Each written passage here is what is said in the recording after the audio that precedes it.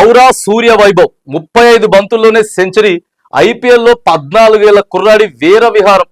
ఆకాశమే అద్దుగా చిన్న కుర్రోడు 14 సంవత్సరాలే ప్రత్యర్థులకి చెమటలు పట్టించిండు అనమాట. 35 బంతుల్లోనే సెంచరీ కంప్లీట్ చేసి అక్కడ ఉన్నటువంటి అందరి ప్రేక్షకుల మనసును గెలుచుకున్నాడు. ఒక్క ఆయన ఆడేటటువంటి రాజస్థానే కాదు, గుజరాత్ కి సంబంధించిన దేశం యావత్తు, ప్రపంచం యావత్తు ఆడినటువంటి రెండో మ్యాచ్ ఇది. తాను ఆడినటువంటి రెండో మ్యాచ్ లోనే ఉన్నంత సేపు క్రీజులో 6లు 4లే.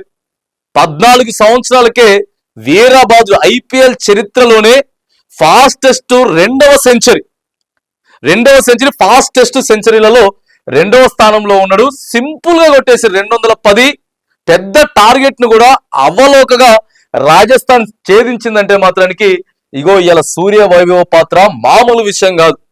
సీనియర్ క్రికెటర్లు, తనతో పాటు ఉన్నటువంటి క్రికెటర్లు యావత్తు ఐపీఎల్ అంతా కూడా ఇలా సూర్య వైభవాన్ని మెచ్చుకుంటున్నటువంటి పరిస్థితి.